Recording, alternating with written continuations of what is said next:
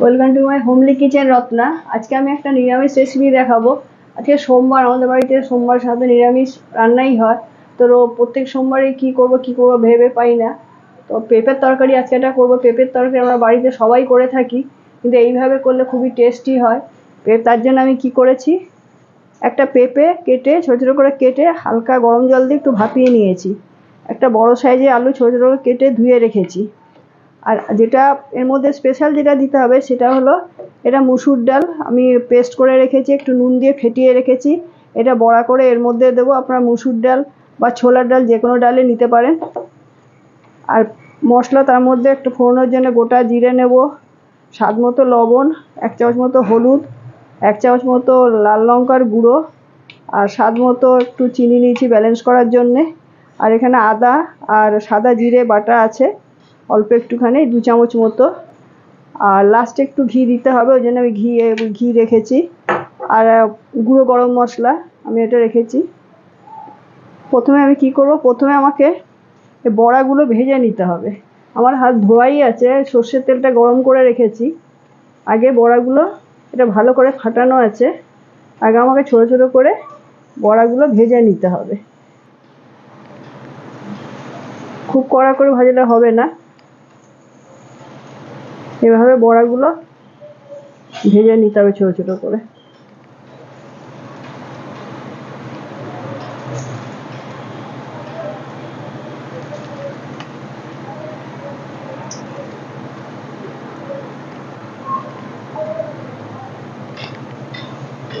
আমি একটা ছোট পেঁপে নিয়েছি, আপনারা যদি বড় পেঁপে নেন তাহলে সেই হিসেবে ডালটা পেস্ট করবেন।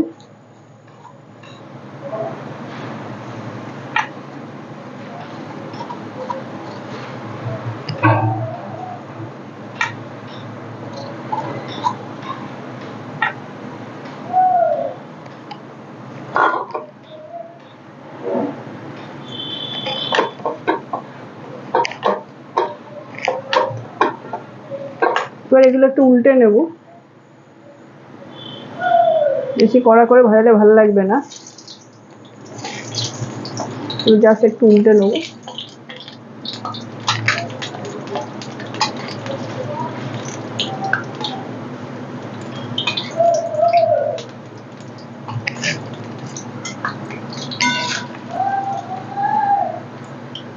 এক পিঠ মোটামুটি আমার ভাজা হয়ে গেছে, আরেক পিঠও হয়ে যাচ্ছে।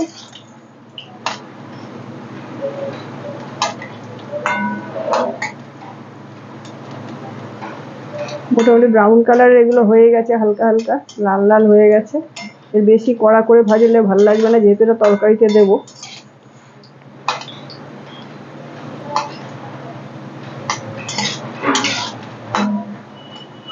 এবার এগুলো আমি একটা প্লেটে তুলে নেব।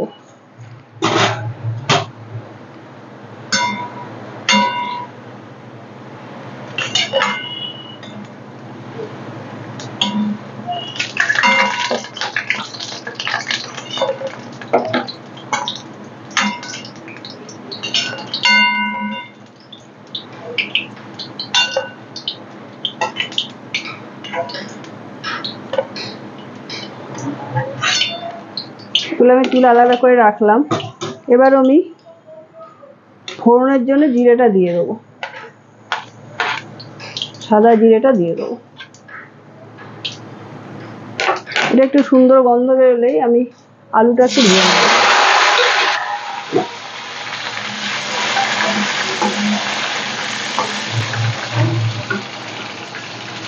লবণটা দিয়ে দেবো, নাহলে তেল ছিটকাচ্ছে।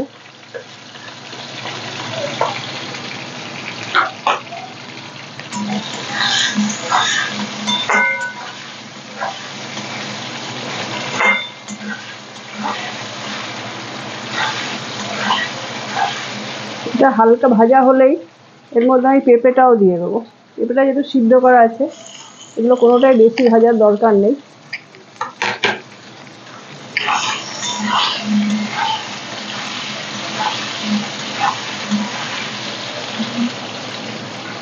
এবার আমি এর মধ্যে বাদ বাকি মশলাগুলো দিয়ে দেবো। হলুদটা দিয়ে দেবো, দিয়ে একটু এর মধ্যে মিশিয়ে নেব।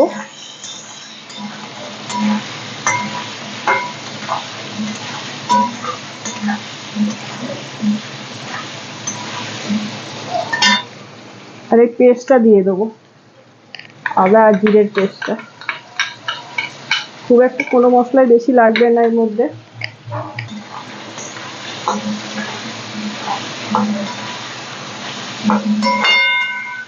এটা সর্ষের তেলে করলেই ভালো হয়। এবার আমি লঙ্কা গুঁড়োটা দিয়ে দেবো।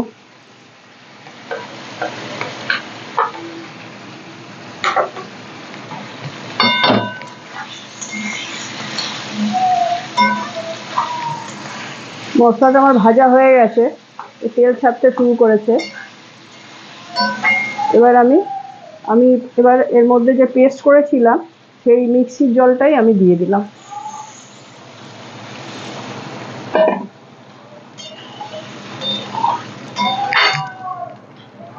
দিয়ে আমি এবার বড়াগুলো দিয়ে দেবো। এগুলো একসঙ্গে দিতে হবে, কেন এর মধ্যে এটা গ্রেভিগুলো সব ঢুকলে খেতে ভালো লাগবে। চিনিটা দিয়ে দিলাম ব্যালেন্স করার জন্যে।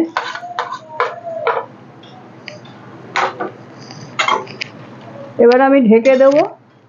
নামানোর আগে ঘি আর গরম মশলা দেবো, সেটা পরে দেখাবো। এবার আমি 10 মিনিট মতো ঢেকে দেবো আলুটার বড়াটা একটু সিদ্ধ হওয়ার জন্য।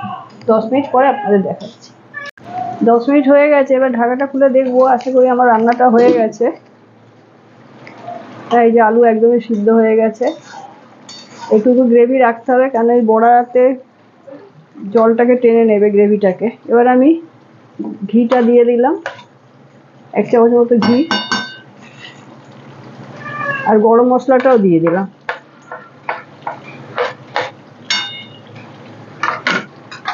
দিয়ে হালকা হাতে নাড়িয়ে দিতে হবে, বড়াগুলো যাতে না ভাঙে। দেখুন আমার রান্নাটা কিন্তু কমপ্লিট হয়ে গেছে। বড়াগুলো গোটা গোটাই আছে, সুন্দর রান্না হয়ে গেছে। এভাবে করলে খেতে খুবই টেস্টি লাগে। পেঁপের তরকারি নানাভাবেই খাওয়া যায়।